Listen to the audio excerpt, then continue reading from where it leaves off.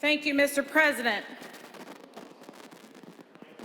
Last week was an incredibly scary, tough, May we have order in the chamber, please? and confusing week for me.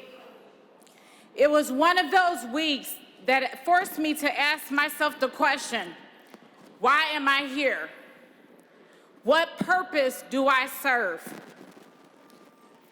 And as I began to think about my journey here to the Senate, I was reminded by the fact that I represent a district that in many ways is no different from this chamber. My district is an incredible collection of demographics. I represent some of the poorest zip codes in the state of Michigan, as well as some of the wealthiest. I represent Black people, white people, Arabs, Hispanics, Muslims, and Christians. I am here because the people back home supported my vision of progress, unity, and understanding. And they felt that I would be a more accurate representation of what the 3rd Senate District looks like.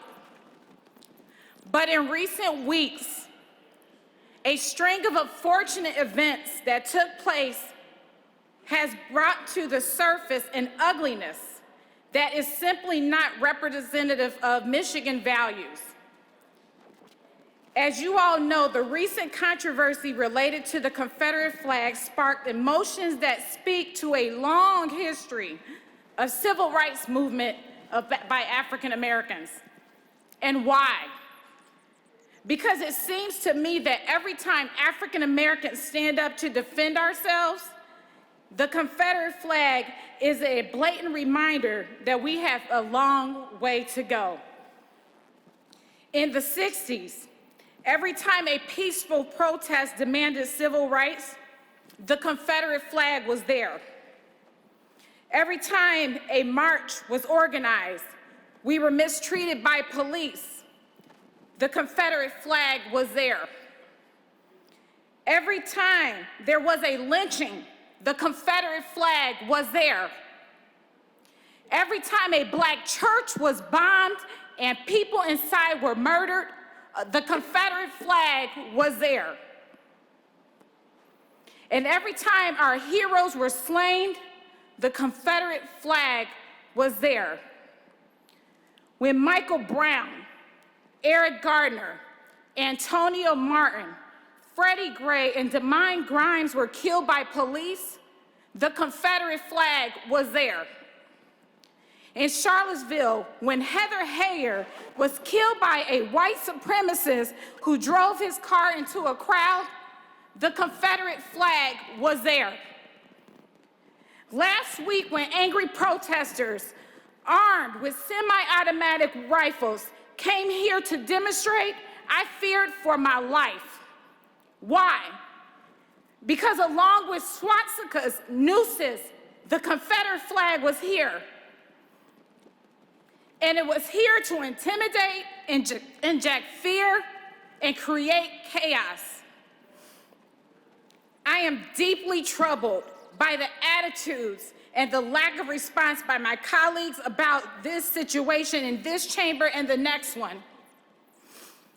I don't know what some believe or how you really feel about the current situation, but at minimum, I would hope that my colleagues would call the event organizers and ask them to politely knock it off or stop it.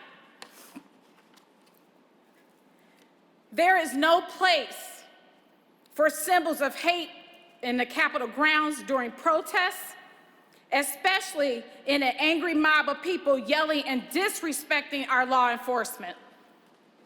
This is truly a troubling era in our history, and it pains me, and it often strengthens me because I am an American.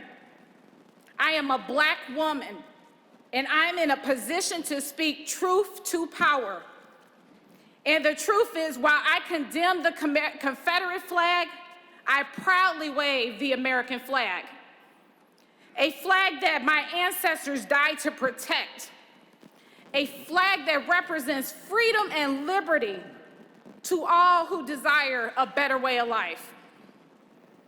A flag that stood tall coast to coast when the tragedy of 9/11 took place. A flag that stood tall when Americans placed it on the moon.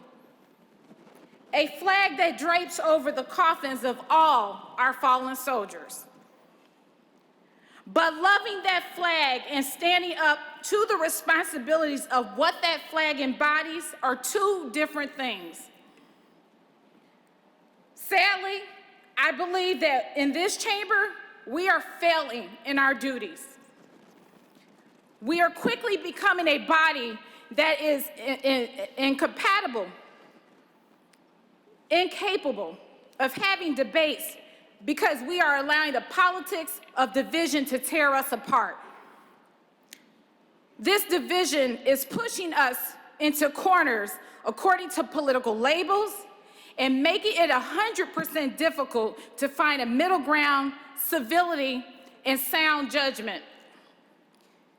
We are in the middle of a global pandemic that has affected everyone at every level: Black, white, young, old, rich, poor, suburban, urban, rural, men and women. This virus is an equal opportunity killer. It does not discriminate.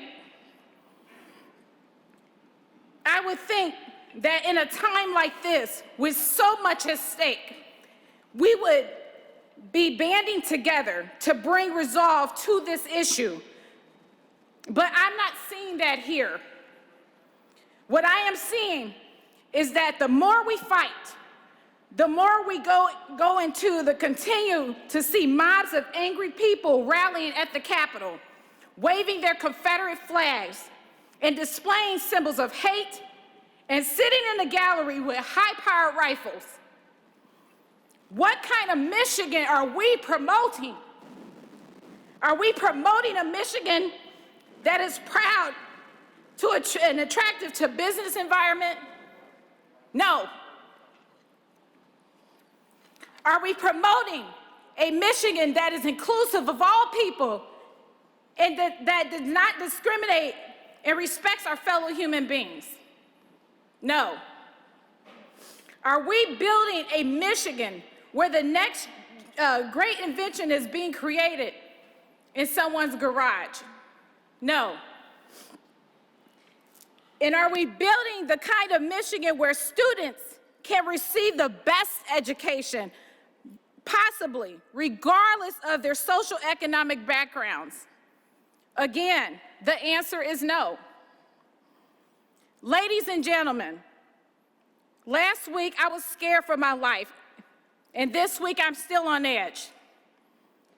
Anytime a member of this chamber has to come into work with a bulletproof vest on and quietly sit in her chair while praying to God that no one with a failed mental state decides to open fire with their semi-automatic rifle from the gallery because they have been motivated by a hate speech, is a day that should not happen and should never happen again.